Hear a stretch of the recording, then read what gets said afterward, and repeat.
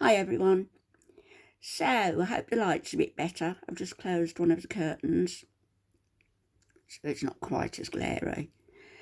This guy's name is Vernon, and he has a channel called Clown Planet, CLOWN Planet. I'm going to put the link to his channel in the description, so you can go over there and subscribe to him if you'd like to. Well worth a listen, and lots of different topics. Clown Planet, as you might guess. And in this podcast, he's interviewing Max Igan, Igan, who's an Australian broadcaster who thankfully shares a lot, is willing to share a lot of his wisdom with us. So I'm just going to let them talk and try not to interrupt too much, I promise, faithfully. And the link to both of their channels will be in my description. This is sort of invaluable advice if you listen and are willing to try it. If you're looking for insight, inspiration or motivation, then those silky, smooth, rich tones, those Aussie tones of Max Igan are never far away. And among many other eye-opening things, we spoke about how to deal with fear, how to not get swept up in all the BS, and how you can win, and what that actually means. Enjoy. From what you're seeing, Max, are you afraid? I'm concerned. I don't do fear, but I'm concerned. I'm definitely concerned. I'm concerned with the way the country is going. There's going to be a lot of people, clearly, who are feeling fearful, feeling anxious, don't know what the frig is going on. When you say you don't do fear, what do you mean by that? How do you deal with it? How are you managing it? You face infinity without flinching, brother. You walk. Max Igan reminds me a little bit of that other gentleman I posted a video of recently who gave us the benefit of his wisdom and, you know, all his years of life, really. His name was Bernard Albertson, Bernard Albertson. And you'll find that among my videos also. Right, leave it now. Path of the warrior. I woke up when I was 4 and I knew something was terribly wrong. And you were 4? When you were 4, did you say? When I was 4. I was out in the forest. What happened? I was out in the forest with my mother and first time I'd ever been to the forest. And I said, this is incredible up here. Let's come and live here. And she said, well, we can't live here. I said, why not? There's nobody else living here. And she said, well, we don't own the land. I went, own the land? What do you mean own the land? And she said, well, you've got to own the land. I said, who owns the land? And she said, the government owns the land. I said, how did they get it? And she said, you'll understand when you get older. I was shocked when I found out that we actually had to pay to put a roof over our head. We actually had to pay money to buy land. You think people thought they could own a part of the earth? Yeah. I was horrified by the whole thing. So I kind of sat back and I just watched from there.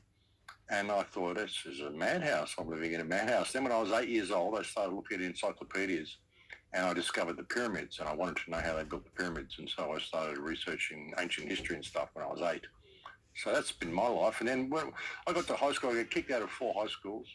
And by the time I was halfway through my 3rd year of high school, I just went, I don't want to know about this. So I just started playing guitar and became a musician and lived on the outside of society for most of my life. And why do you do what you do now? Because everything that's in the world today has been created by man, whether it's a good thing or a bad thing. Ultimately, it came from the spark of idea in a single mind, in a single consciousness, had this idea, put it into practice, and the whole rest of the world went along with it. Everybody has the possibility of doing that. And, you know, and if people suddenly realize they have value, we could literally change the world in a day. We could change it in 3 seconds if people suddenly decided, I'm not going to tolerate wrong behavior anymore. I'm always going to operate within my moral compass and treat everybody as myself. In Lakesh, I'm another yourself. I finish every radio show with in Lakesh, which means I'm another yourself.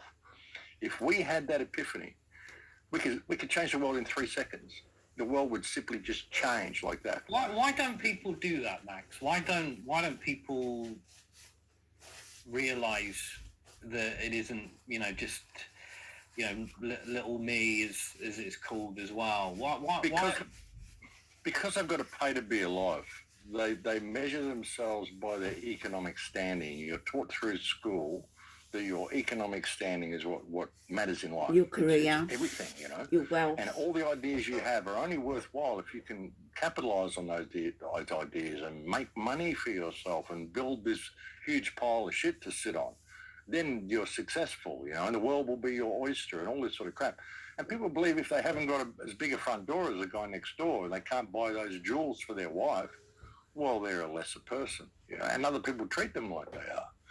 And they all think, I could never do that, and I can never be this. You get the TV, it gives you these celebrities and all this idea of what it should be, what you should be to be successful.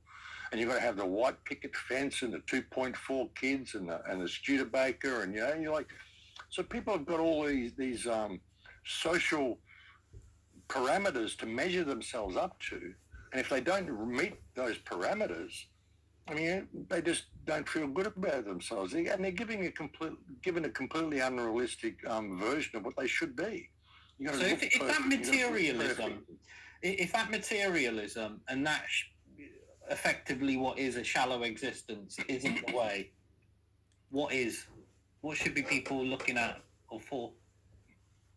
You should be all that you can possibly be.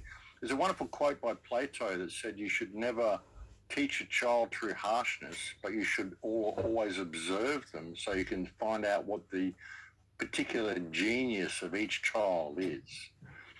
That's what people need to do, is find out what their genius is, and we all have a talent to the greatest of their potential. People too often believe themselves to be flawed. I can't do this, and I can't do that, and I'm not this, and I'm not that. You're given exactly what you need to experience life from the perspective of you. We're taught to fear death. We're taught to be in fear of the unknown and in fear of ever stepping out of our comfort zone. So they put us in these cities and all these things. I think it's a great saying, if you throw yourself to the wind, you can ride it. True. And that's what I've been doing for my whole life. So I moved it forward a wee bit. When I decided it would be a good idea to be a radio host, because that way I'd be able to get the message out to a lot of people, I sat there and I put myself in the emotional state where I was a radio host. What would it feel like to be a radio host? I didn't pretend I was a radio host or anything. I just did my normal day of what I was doing. But what would it feel like if that's what I was? And within 6 weeks, I was offered a job as a radio host. I've said to people, if you want your perfect partner to come into your life, what would it feel like if that person was in your life now? How would you feel? Would you feel complete? What would it be, that feeling? Put yourself in that emotional state where that person is already in your life, and before you know it, that person will walk into your life, because it's a mirror. It attracts that to you.